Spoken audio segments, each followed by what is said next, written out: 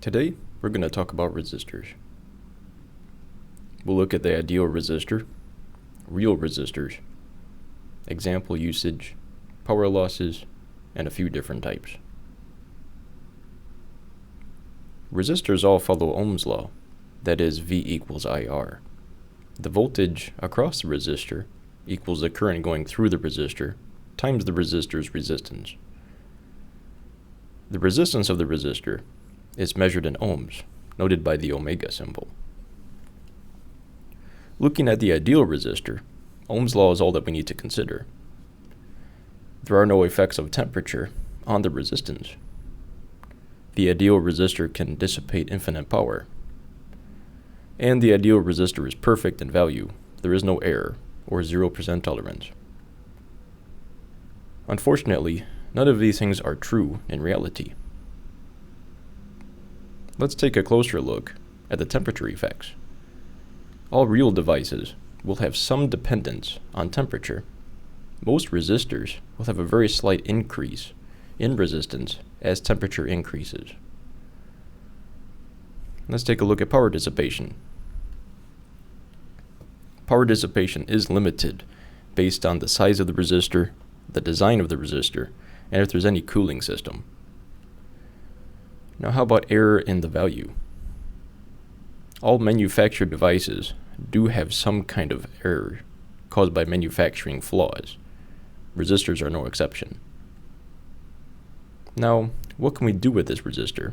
We'll show two different examples.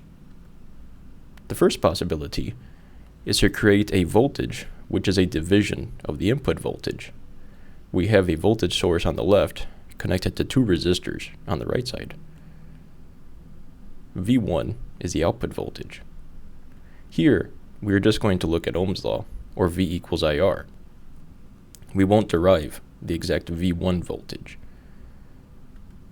Rearranging Ohm's law, we see that the current through the resistor, or the string of resistors, equals the voltage across them divided by the total resistance. From here, we can see that if we want to create a smaller voltage than the input, we must use some finite resistance, else the current approaches infinity. In reality, it won't. It would just be a short circuit. The second application is to sense current. Looking back at Ohm's law, or V equals IR, shows that we can measure voltage across the resistor if we know its resistance and derive what the current through the device is. So this makes a native current sensor. Now let's look at the resistor again, but looking at the power loss. Any current going through the resistor does create power loss, and this turns into heat. We have Ohm's law on the left side, V equals IR, and we also have our power equation, P equals IV.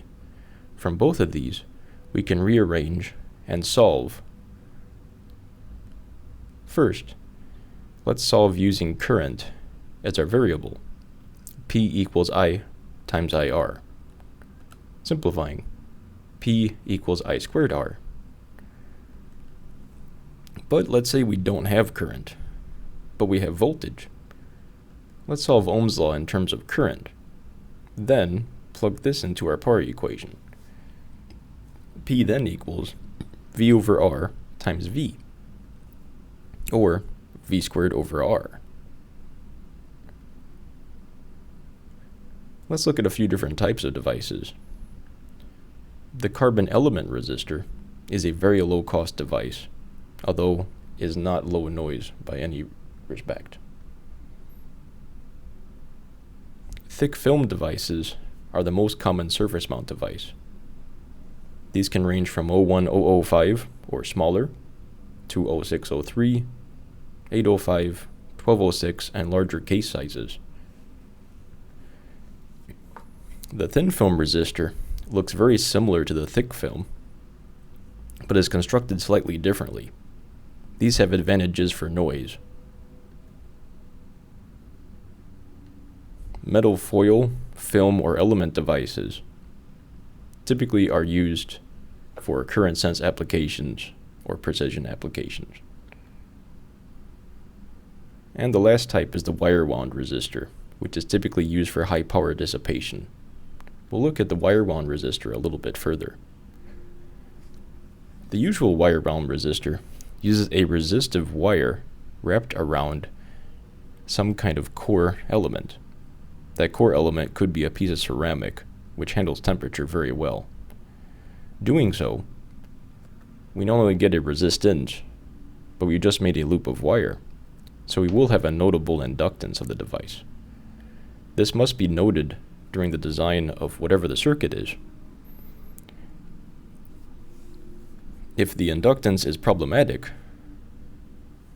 there are other devices which can be used. Typically for current sense applications, these would be the metal element. Wire-wound resistors themselves are not suitable for current sense applications if there is a high frequency going through the device due to that inductance. Some specialized wire-wound resistors do exist. Those have a different winding pattern to help minimize inductance. However, metal element resistors are superior in that respect. And that's it for our first resistors. Thank you for watching.